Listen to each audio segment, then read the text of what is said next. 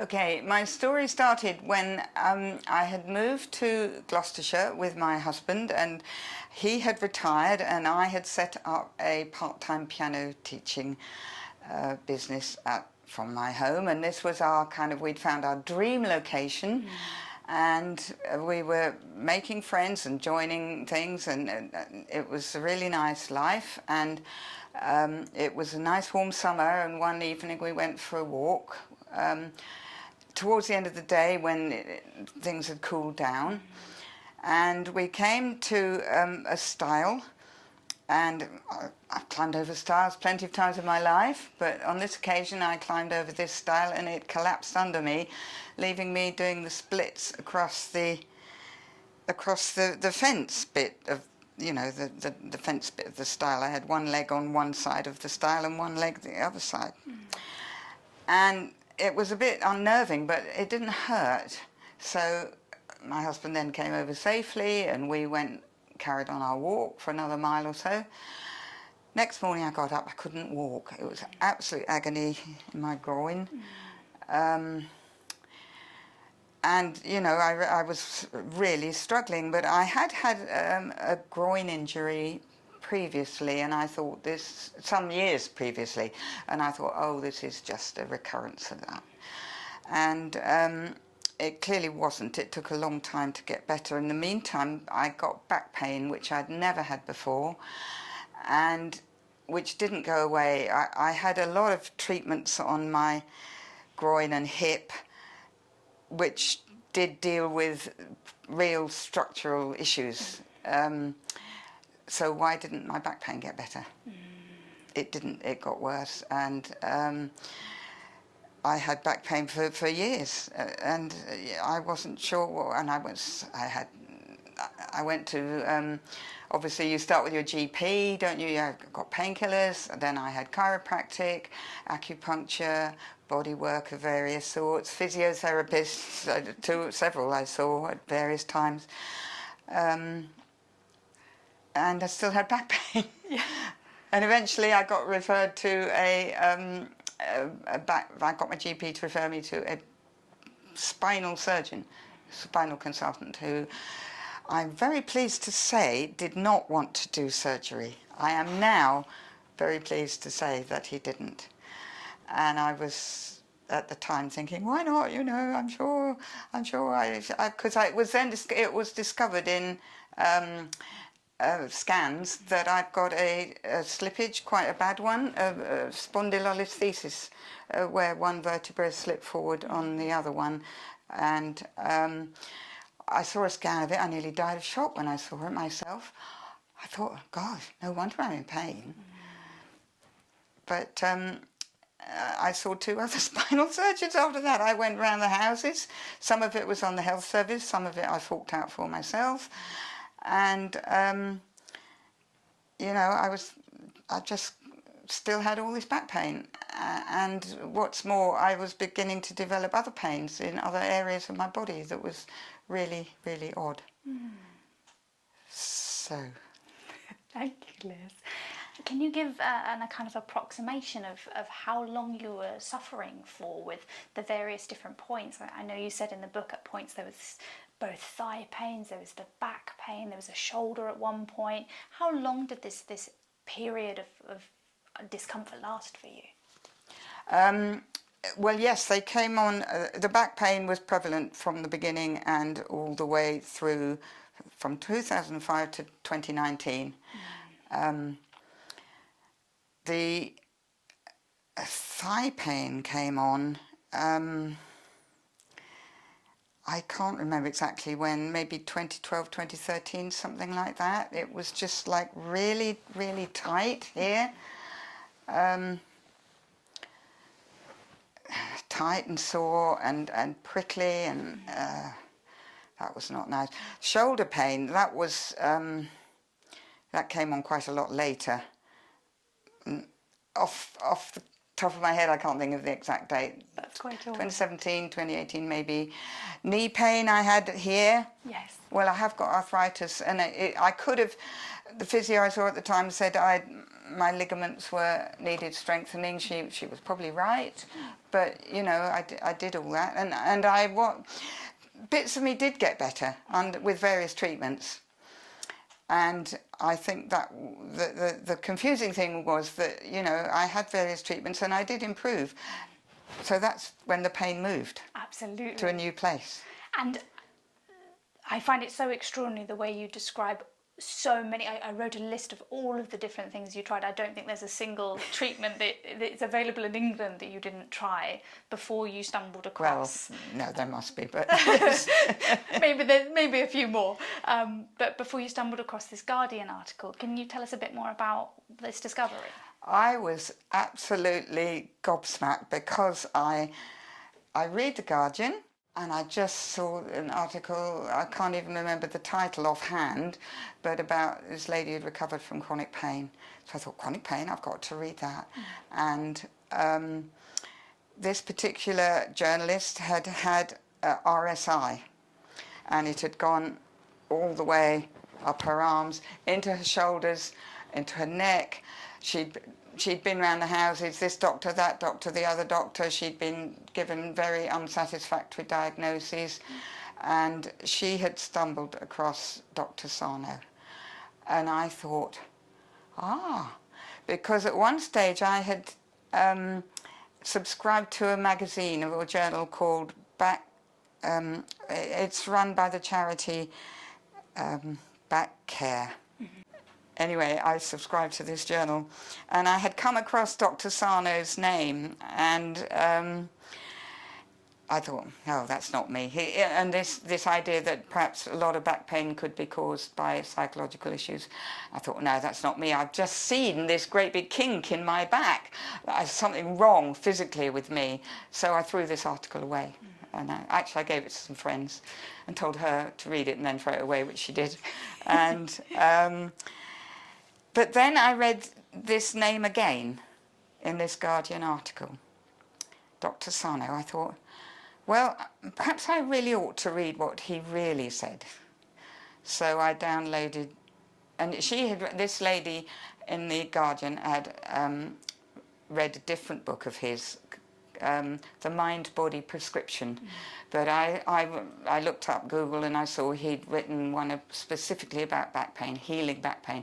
I thought that's the one for me because that's my condition. So I read it and just light bulbs went on all over the place. I know some people who say they've read it and you know, they haven't really got on with it. To me, it was just mind-blowing. It was just, I thought, this is what I've been waiting for 14 years. What is it about the John Sarno method that made so much sense to you? The fact that it was a psychological approach, the fact that it was that I didn't have to worry about structural issues in my body, and I think the fact that he talked about repressed emotions. Now, I knew a little bit about, I have had psychotherapy myself in the past, so perhaps I was more open to this, I think. I mean, I've had psychotherapy, but it was because I haven't had the easiest of lives, but I had psychotherapy in my 40s with a lovely, lovely lady, and but I didn't have chronic pain at the time. I had other problems. I had issues to do with relationships and family and work and lots of stuff. But at that point I didn't have chronic pain, so there wasn't anything that was addressed at that point in my life. And funnily enough, I used to think sometimes I'd love to go and see that lady again. Well, I looked her up and unfortunately she's passed on. But I did at one point later on, once I started doing mind-body work, I did go to a therapist, a different one, for a short period in Cheltenham, where we were then living, and she also was very nice, and I gelled with her, and I thought I was going to get on with her. And she was doing ISTDP, which is slightly different from what I'd had in the past. But then we got COVID. Yes. And then I had a couple of Zoom sessions with her, and I just didn't like it. Tell me what mind-body work means to you. What was it about your new method? Once you tried everything else, what was it about the mind-body approach that you did regularly that was making the difference? I think, well, I read a lot to start with, and I thought, okay, there's a lot, I need to understand what's going on in my head. So the second book, after reading Dr. Sarno, he did talk a lot about anger and repressed emotions, but I didn't think there was a lot in that book, Healing Back Pain, as to what I should do about it. Although I did later discover another book of his where he does say more about it. But Google being Google, it says people who read X also read Y. So the next book I came across was Chronic Pain, Your Key to Recovery by Georgie Oldfield, who is the founder of SIRPA, Stress Illness Recovery Practitioners Association. And I bought her book, and that is very easy to understand and very clear. And she talked a lot about journaling. And I thought, oh, I've never ever thought about this. It's never occurred to me. I've done an awful lot of writing. I keep diaries, but they were diaries of symptoms. And diaries, I would also quite enjoy, I keep a diary of just good things that happen in my life. It wasn't at that stage called a gratitude diary, but I now understand that concept. I just thought, from ever since we moved to Gloucestershire, I kept a diary about the nice bits of my life. Why not? But journaling, I thought, oh, okay, so this is what you do. So I started doing it, and stuff poured out. And I began to feel better. But then I also, I took advice about what else to do.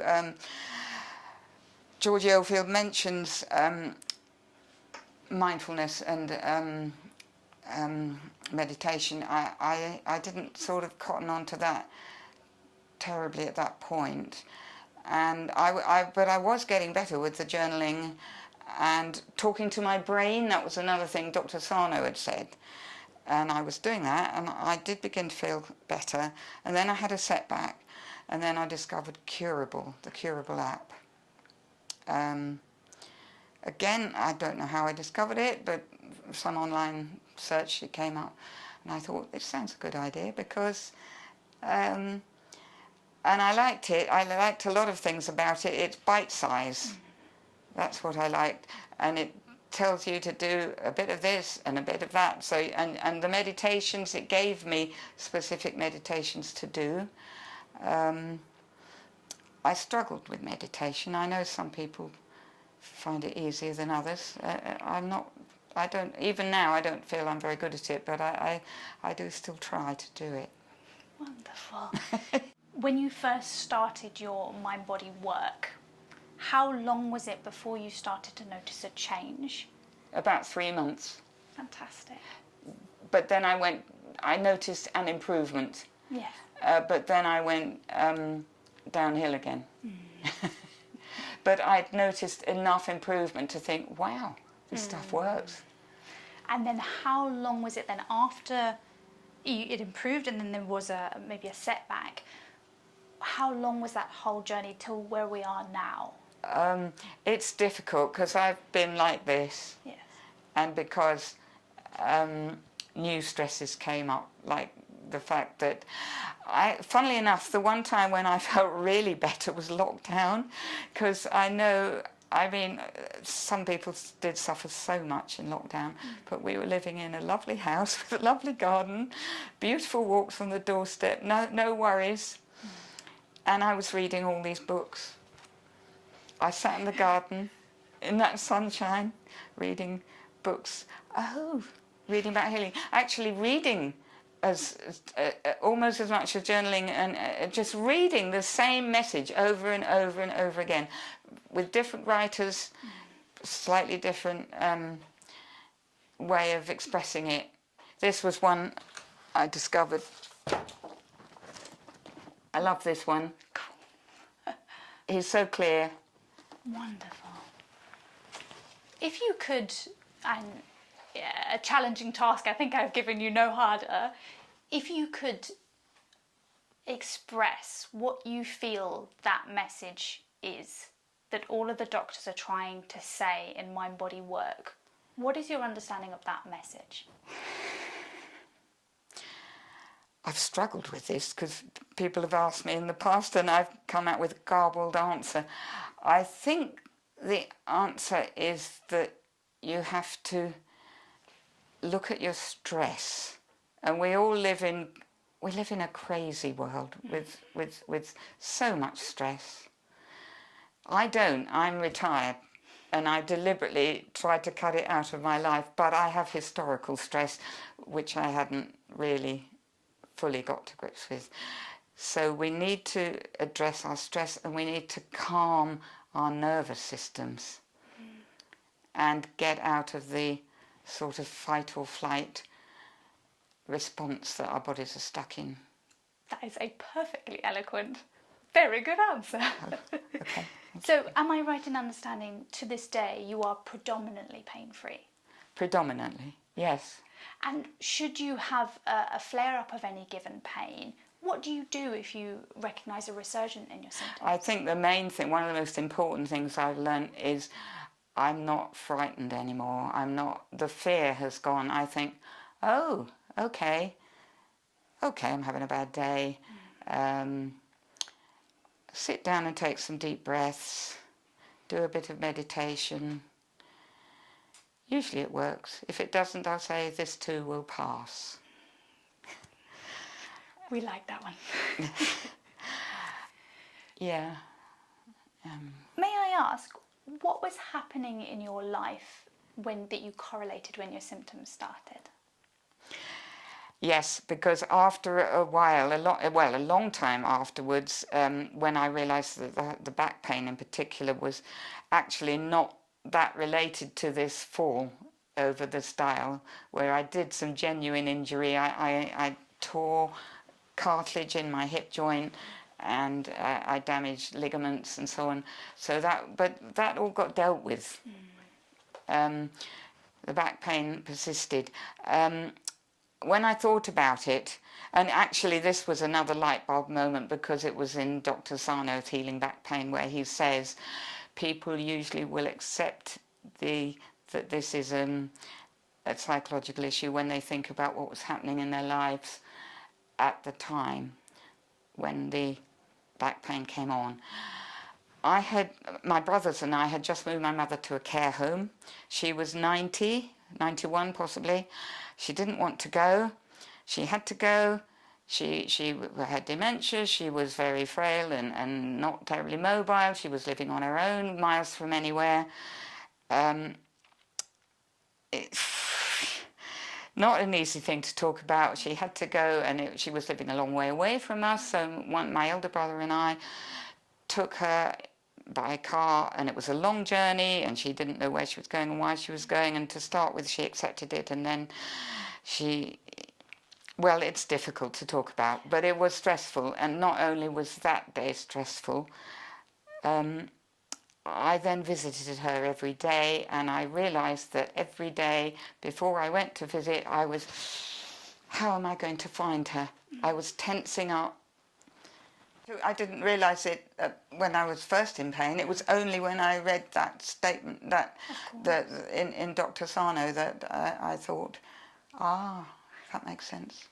Do you feel there was any habit patterns or choices in your life that had to end or begin in order for Mind Body Work to have an effect on you? I don't know. I don't know. That's all right. I was more open to it than many people because I'd had therapy in my life, and I was in a previous relationship. There was a psychiatrist in my life, and so I was probably more open to it. So I just thought, oh, right, I'll get journaling, and I didn't change my daily habits really. Perfect. by this stage I had fully retired from work. I was 69. So I had the time. Yeah. I didn't have to make time, really. And especially as lockdown happened, as I said. Lockdown came on about, well, I discovered Sarno in July, what's the year, 2019.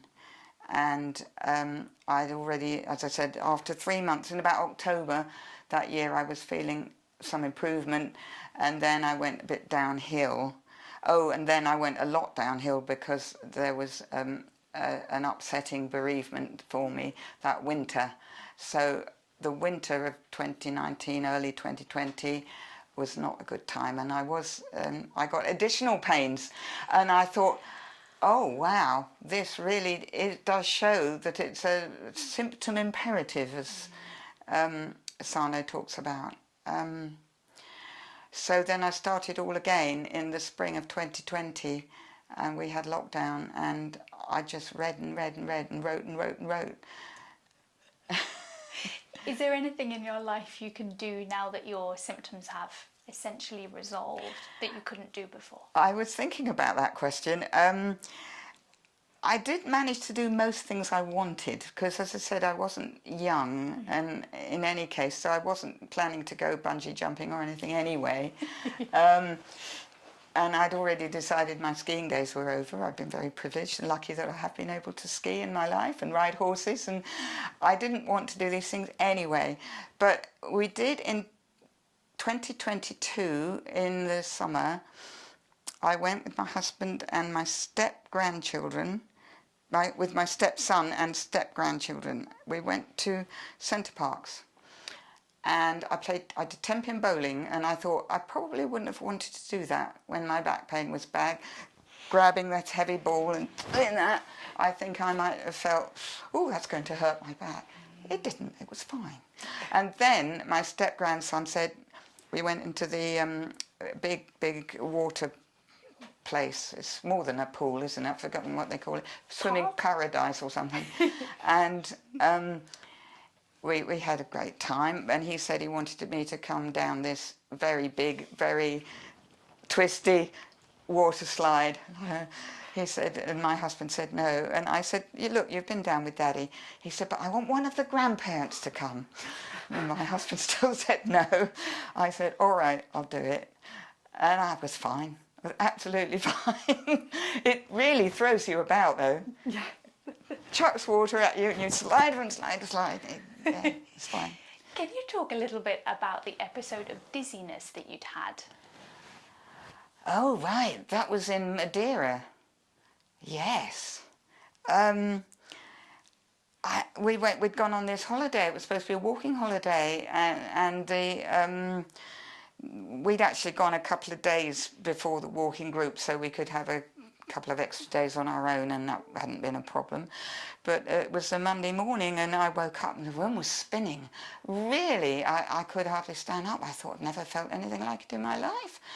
And so we didn't go out with the walking group. We went to the local doctor, to a clinic. We got, I can't remember, I think somebody in the hotel took us in a van. And my blood pressure was through the roof. They said that was anxiety.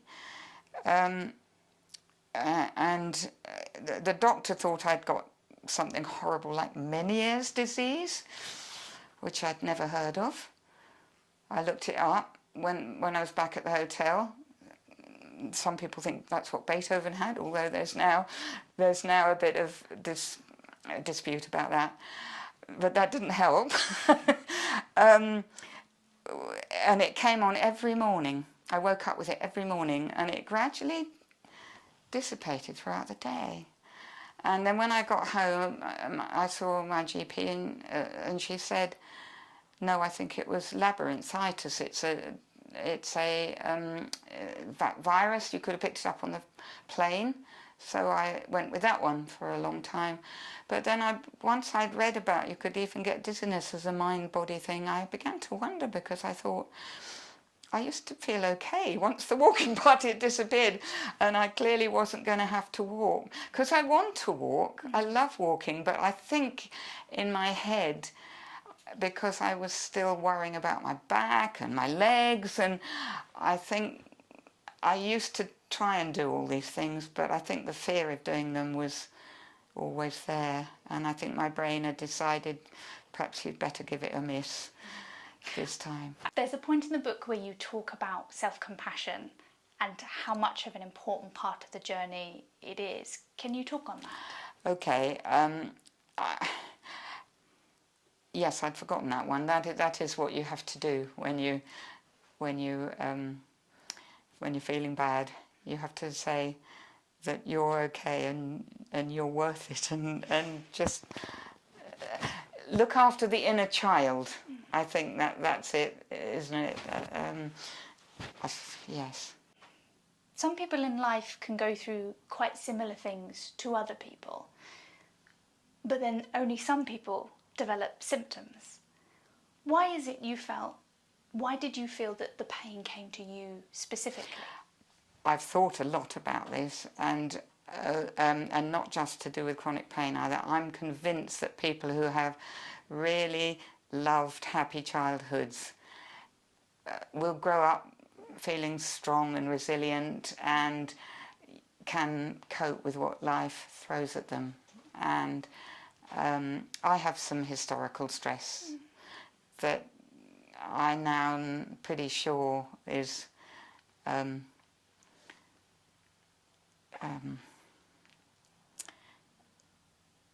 it changes the chemistry in your brain, I understand, I believe. I need to read more about this from early on. Yeah. That's absolutely Is that okay? That's perfect.